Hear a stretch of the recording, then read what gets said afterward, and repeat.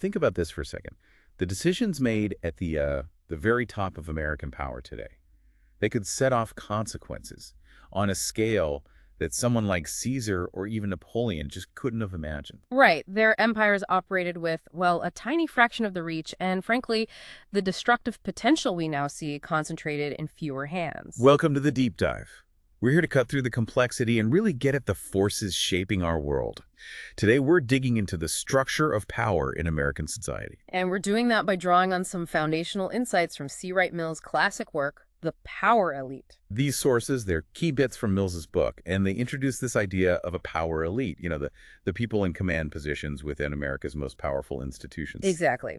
So our mission here, for you listening, is to distill how decisions get made at these highest levels. We're specifically looking at that interplay between economic power, political authority, and military strength.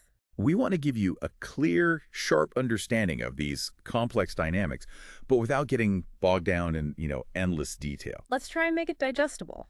Okay, so Mills kicks things off by looking at how our major institutions, things we often think of separately, like, say, family, church, school, are increasingly shaped by, and maybe more importantly, serve the interests of what he calls the big three. Which are? Government, the army, and corporations. It's not that the others just disappear, but their purpose, their direction, it gets kind of tangled up with these dominant forces. Yeah, and what's really striking is how Mills gives these very concrete examples. Like, think about churches providing chaplains to the armed forces. Okay. I mean, on the surface, it's about spiritual support, right?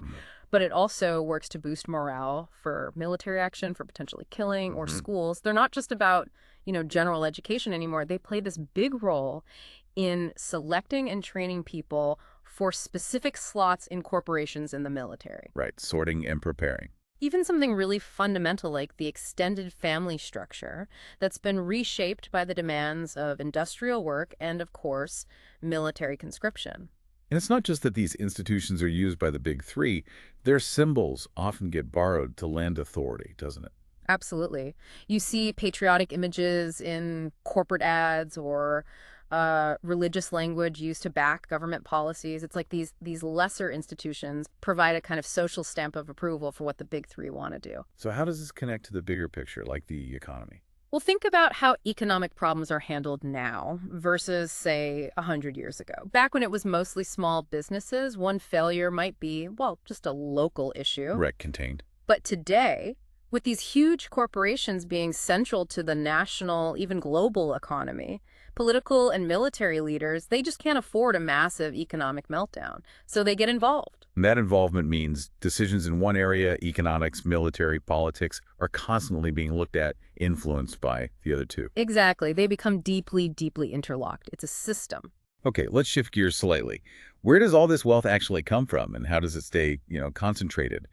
Mills argues wealth isn't just about individual genius working alone. No, it's acquired and crucially maintained through institutions.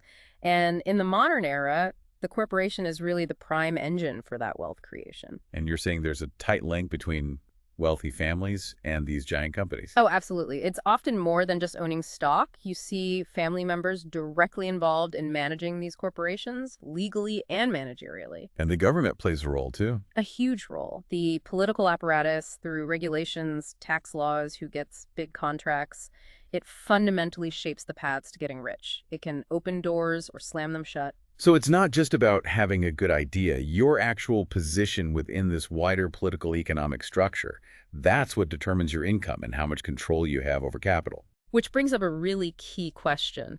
How does this elite group actually form? What kind of people are they psychologically?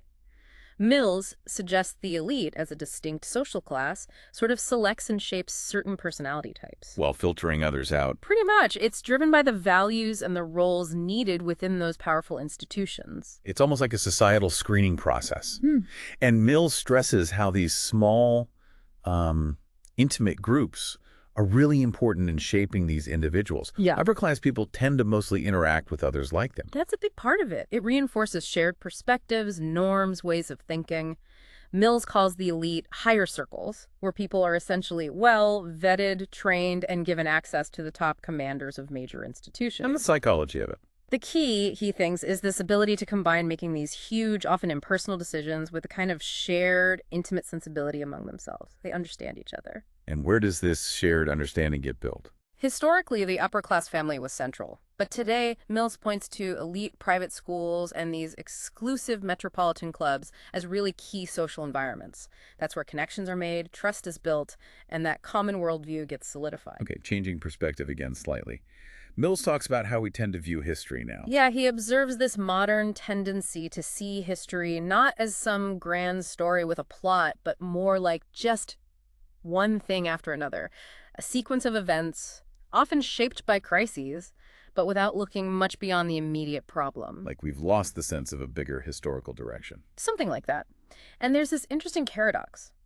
We might believe that we as a nation can shape the future, but we as individuals often feel pretty powerless. That feeling of individual powerlessness, Mhm. how does that contrast with the elite Mills describes? Starkly.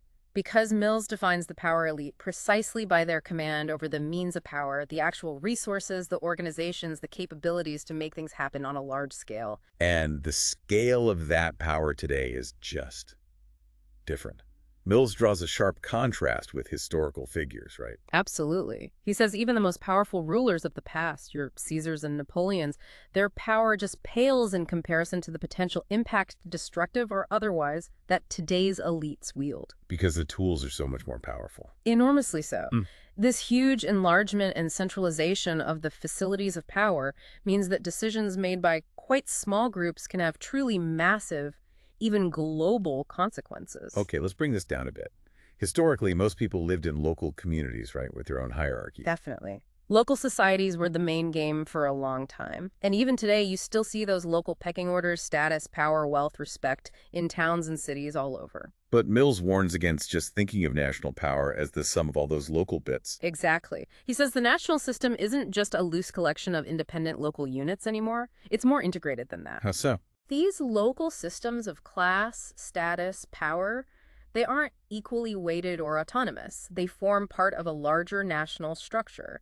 The connections between, say, rural areas and towns and big cities, they create this national web of influence. And this national scope affects status, too. You mentioned the social register. Right. Mills saw that as this deliberate attempt to define and sort of consolidate the proper circles of wealth and family background, trying to keep out the merely nouveau riche. Like an unofficial gatekeeper for high society. Pretty much the closest thing America has to an official status guide, he thought, even without a formal aristocracy. And getting listed boiled down to a mix of money, family name, and the right kind of lifestyle. Mills also takes issue with Veblen's idea of the leisure class, doesn't he? He does. Veblen focused on, showing off wealth through consumption. Mills thought that didn't quite capture the modern elite. It missed the importance of the instituted elite, people holding powerful positions in organizations, and also the rise of celebrities who often grab the public spotlight differently. And what about those exclusive clubs you mentioned earlier? They fit into this too.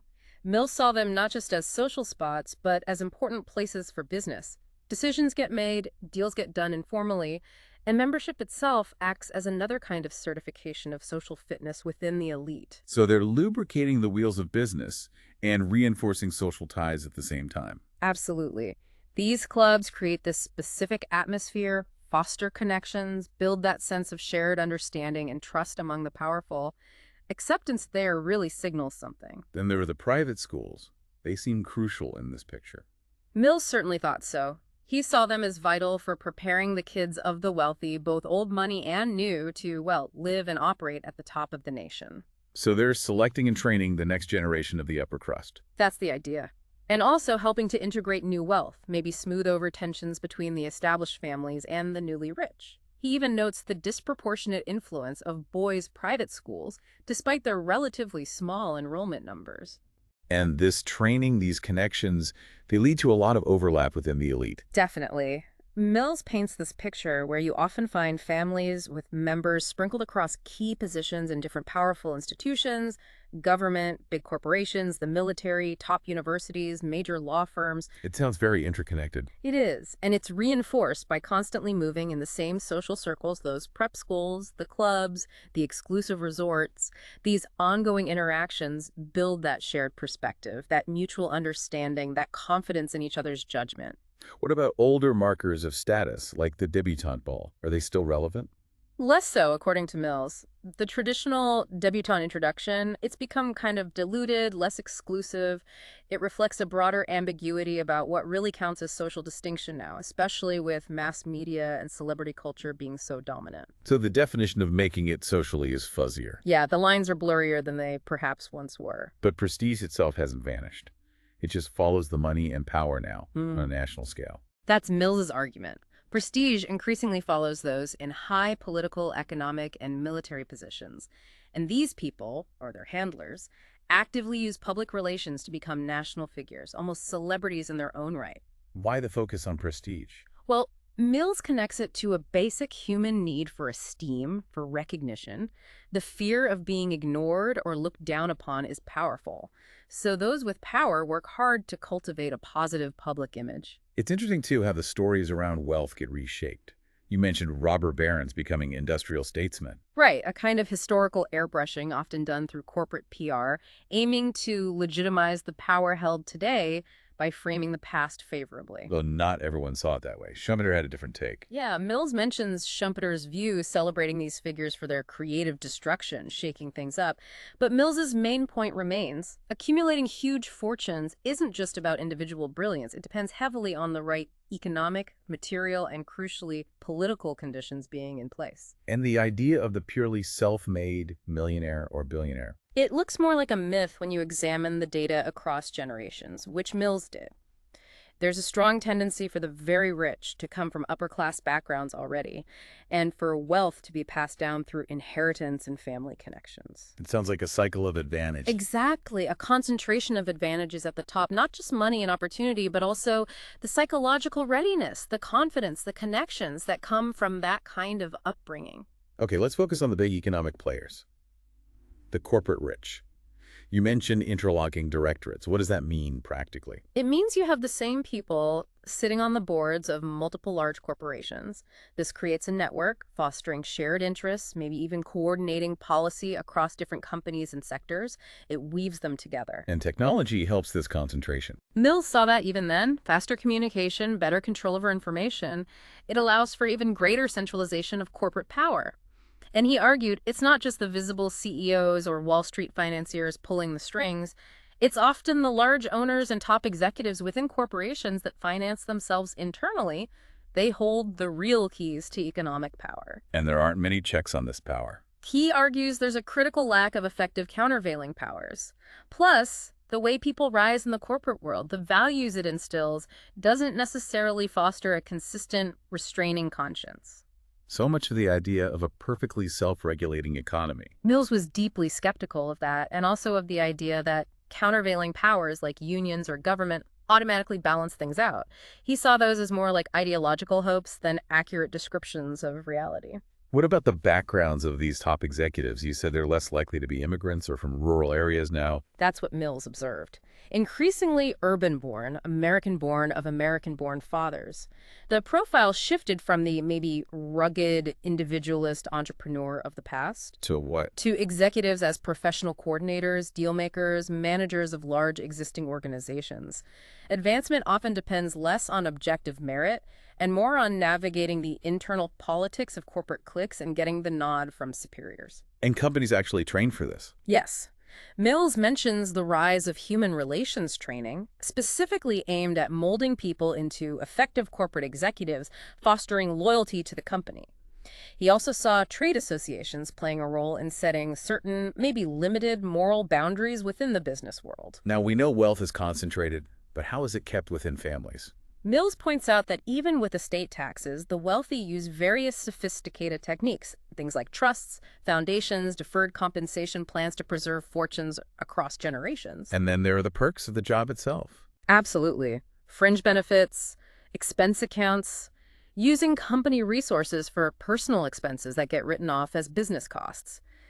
This became, Mills argued, a normalized and significant privilege of the corporate rich, often flying under the radar. So these advantages become just part of the corporate structure. Right, built into the system. And this economic power, you said earlier, it's tangled up with political power. Deeply. Mills argued that the growth of the giant corporation and increased government intervention in the economy basically forced economic leaders to become economic politicians. Meaning they have to play the political game. To be successful, yes, you have to influence, maybe even control, the parts of the state that affect your corporate activities.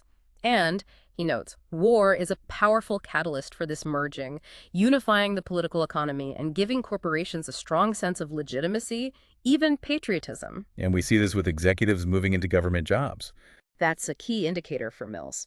When corporate leaders take top government posts, especially during wartime or crises, it really highlights how blurred the lines have become between business and the state. Okay, let's turn to another leg of the stool, the military elite. Mills asks why, given the military holds the ultimate means of violence, we don't have military rule. It's a crucial question.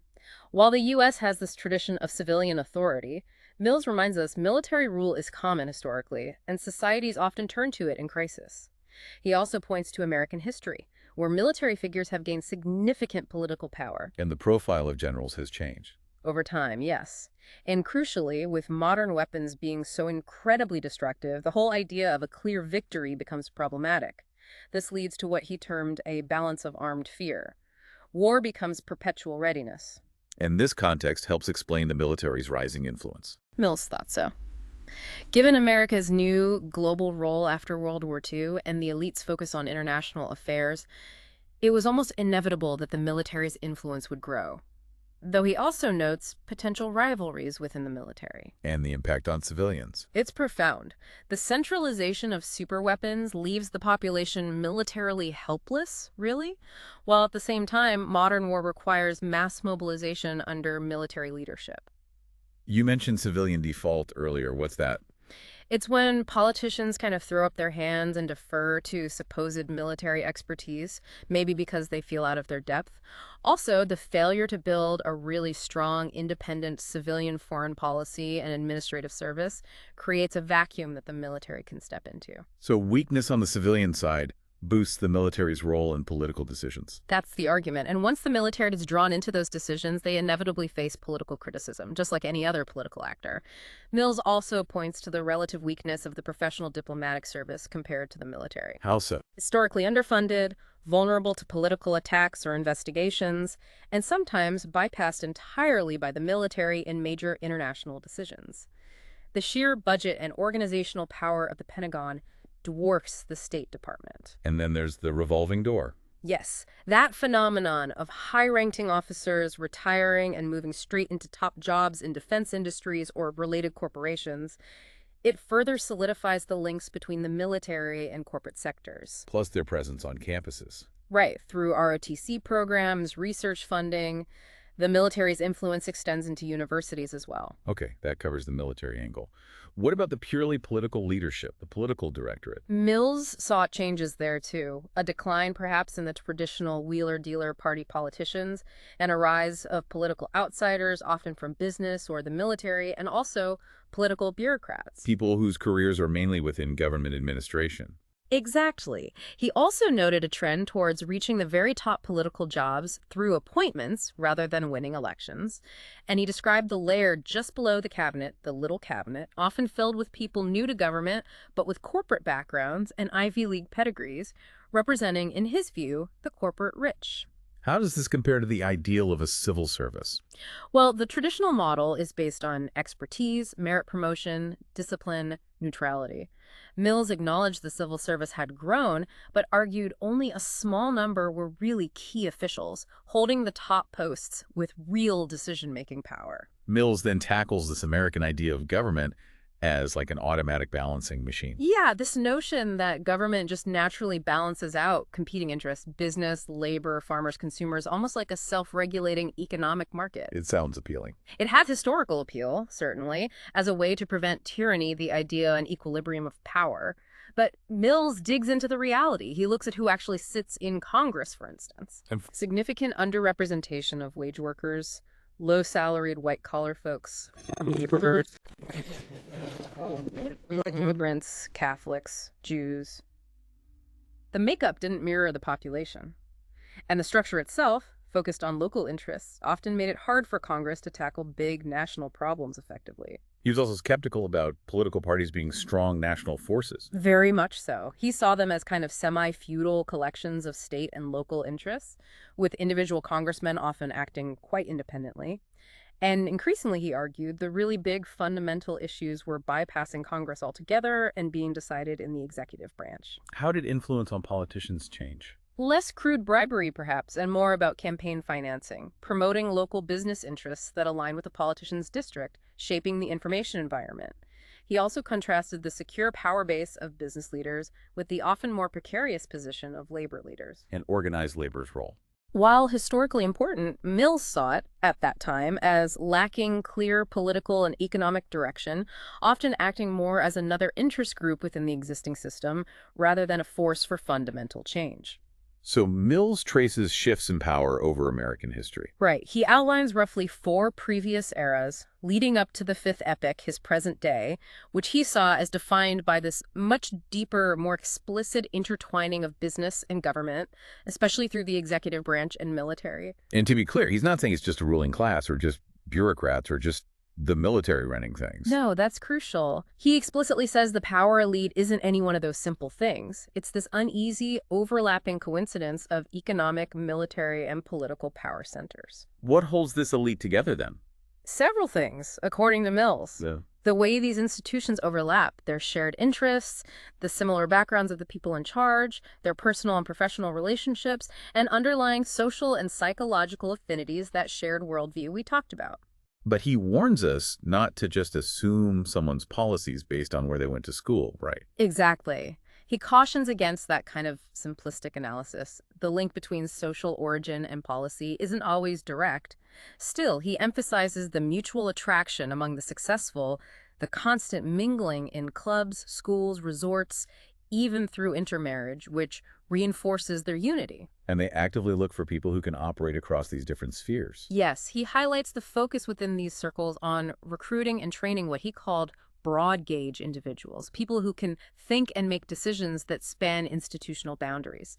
He also sums up the conditions that helped this elite form: weaker party politicians, legislative gridlock, no strong neutral civil service, and more government secrecy. Then he introduces these concepts of public versus mass.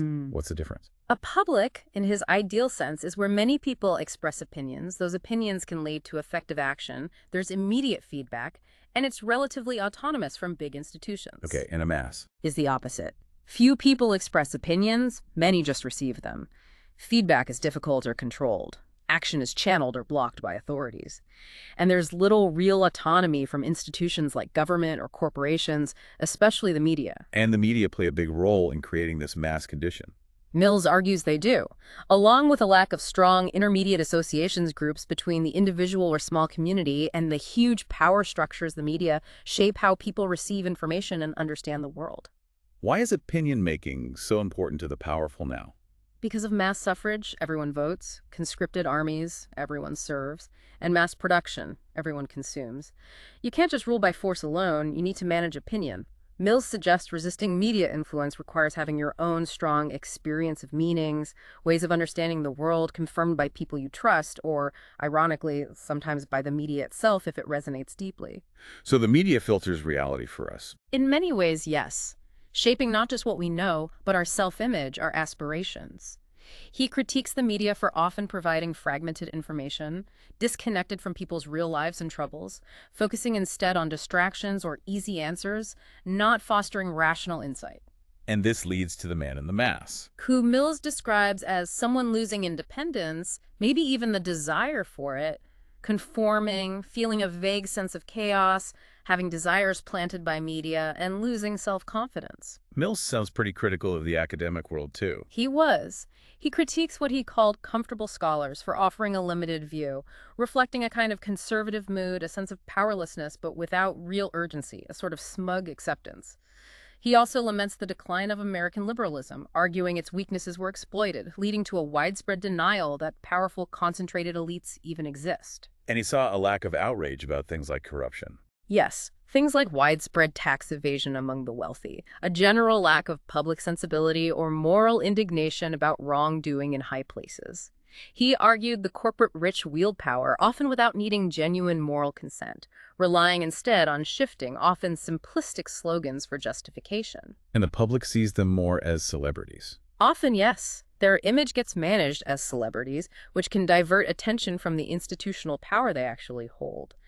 And the strong American value placed on money as the main yardstick of success reinforces this focus. What about the idea of meritocracy, that people rise based on merit? Mills challenges that, especially in the corporate context. He argues it's often more about being co-opted into the existing system, fitting in, rather than pure independent achievement or strict bureaucratic merit. He also sees a decline in the connection between knowledge and power. A significant one. Intellectuals become consultants, hired guns, rather than philosopher kings guiding society. He points to weak links between universities and government and how job dependency can stifle independent thought among academics. And there are people whose job is specifically to manage knowledge for the powerful. Right, the technical lieutenants of power, PR people, ghostwriters, pollsters who shape information and communication. This contributes, he thinks, to a crisis of understanding, even among leaders, leading to indecision and an over-reliance on experts, sometimes just for show, masking a lack of real grasp at the very top. So status ends up following the national power structure. Largely, yes. No longer just local reputation, but national standing based on money and power. The old local notables or moral exemplars are replaced by this national fraternity of the successful as the representative figures. And PR steps in to manage their image, especially when public reaction might be negative. And those with power, but maybe not the traditional status markers. They often seek it out, mingling with actual celebrities to gain that kind of recognition. Did Mills revisit these ideas later on? Briefly, yes. In an afterword written later, he suggested the military's role had perhaps shifted somewhat, but hadn't fundamentally reversed his analysis. Others have noted that while maybe exaggerated in parts, his overall picture of American power felt closer to reality than many contemporary accounts. But he faced criticism too. Yes, a common critique is that while he was brilliant at diagnosing the problems of power concentration, he didn't really offer concrete solutions or alternatives. So summing up this deep dive then, we've really journeyed through Mills's analysis of how power in America, based on these sources, is concentrated in the interlocking spheres of the economy, the military, and politics. We've looked at how the elite who run these institutions are formed, their characteristics, their connections, and we've touched on the changing nature of status, wealth, and the stories told about them. Hopefully getting a handle on these complex structures, even in this kind of overview, gives you, the listener, a valuable lens for looking at the forces shaping society today. It's not simple, but understanding the framework helps. Which brings us to a final thought to leave you with. Considering these insights from Mills about America's power structure, what do you think are the most significant ways the decisions made by this elite might be impacting your own daily life, often in ways you don't even directly see? How much do these observations made decades ago resonate with the world you experience now?